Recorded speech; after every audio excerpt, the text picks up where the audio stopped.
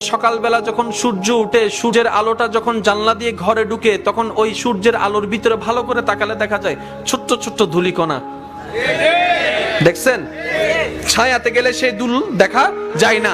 এগুলা হচ্ছে সেই দুল যেগুলা মানবের সামান্য চোখকে, সাধারণ চোখকে দেখা যায় না। এখানেও কিন্তু অনেক দুল আছে, অনেক দুল আছে। অনুবীক্ষণ যন্ত্র আনলে হয়তো দেখা যাবে। এখন একটু খেয়াল করে দেখুন, আপনার রাস্তার দুল, এখানের দুল, ঘরের দুল, পরিবেশের দুল যাচ্ছে। আপনি নাককে সেভ করলেন মাস্ক দিয়ে, চোখ তো খোলা আছে, চোখ তো খোলা আছে, চোখ তো খোলা আছে, চোখ তো খোলা আছে, চোখ তো খোলা আছে। এখন এই সারাটা জীবন যার বয়স যতটুকু, এতটুকুলা ধুল যদি চোখের মধ্যে থাকতো, চোখ তো অন্ধ হয়ে যাওয়ার কথা ছিল, অন্ধ হয়ে যাওয়ার কথা ছিল। ওই অন্ধ তো হয় নাই, অন্ধ তো হয় নাই। আল্লাহ পাক বলে, বান্দা তুই তো আমার কুদরতকে বোঝার চেষ্টা করস নাই, কখনো কখনো আমার যত্নকে বোঝার চেষ্টা করস নাই, কখনো আমার ভালোবাসাকে বোঝার চেষ্টা করস নাই। আমি আল্লাহ তোকে যেহেতু বানিয়েছি, যত্নটা আমিই নিব, আমিই নিব, আমিই নিব। এবার রব্বে করিম কি করলেন? বান্দার চোখকে হুকুম দিয়ে দিলেন, আমার বান্দাটা যখন ক্লান্ত হয়ে ঘুমায় পড়বে, তখন তুমি অটোমেটিক রাউন্ড করতে থাকবা, রাউন্ড করতে থাকবা। সারাটা রাত ঘুমের মধ্যে চোখ যখন রাউন্ড করে, সকালবেলা ঘুম থেকে উঠে যখন আপনি ফ্রেশ হতে যান, ফ্রেশ হতে গিয়ে দেখবেন চোখের কর্নারে কেতুর জমা আছে, কেতুর জমা আছে। এগুলা কি? আপনার সারা দিনের সমস্ত ময়লা আল্লাহ ওয়াশিং করে বের করে দিয়েছে। আল্লাহ নামের শেষের শব্দ কি? হা। হাটা কেমন? হাটা যেমন দেখছেন তো, নিজের কানের লতিটা দেখেন তো।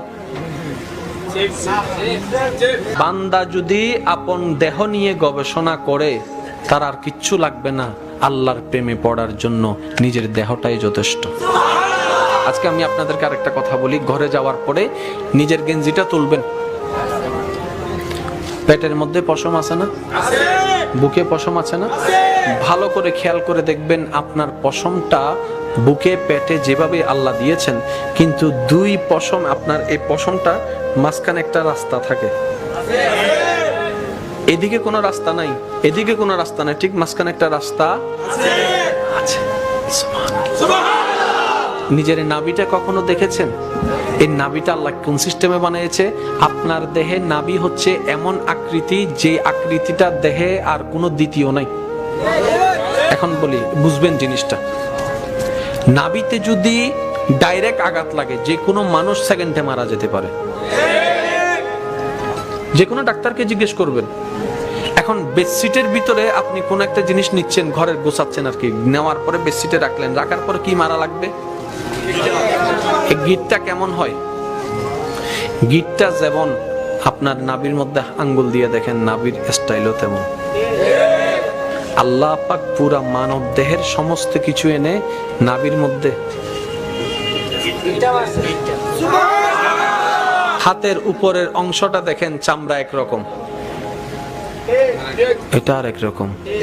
যে কোনো স্কিন ডাক্তারের কাছে যাই জিজ্ঞেস করবেন, স্যার এতটুক জানি, আমার আল্লাহর প্রতিটি সৃষ্টিতে রহস্য এবং কারণে ভরপুর। স্যার আপনাদের বিজ্ঞানের ভাষায়, ডাক্তারের ভাষায়, স্কিনের উপরের চামড়াটা একরকম, এই নিচের চামড়াটা একরকম, দুইটা দুই রকম হওয়ার কারণটা কি? ব্যাখ্যাটা শুনে দেখবেন। আপনার পায়ের তালুটা দেখবেন, এই পায়ের তালুর চামড়াটা আরেক রকম। এগুলা কি? এগুলা সবগুলা হচ্ছে আল্লাহর কুদরত। আপনি নিজেকে দেখুন, আপনার পুরাটা বডির ভিতর আপনার আল্লাহর কুদরত লুকায়িত আছে। আর একটু জোরে বলেন।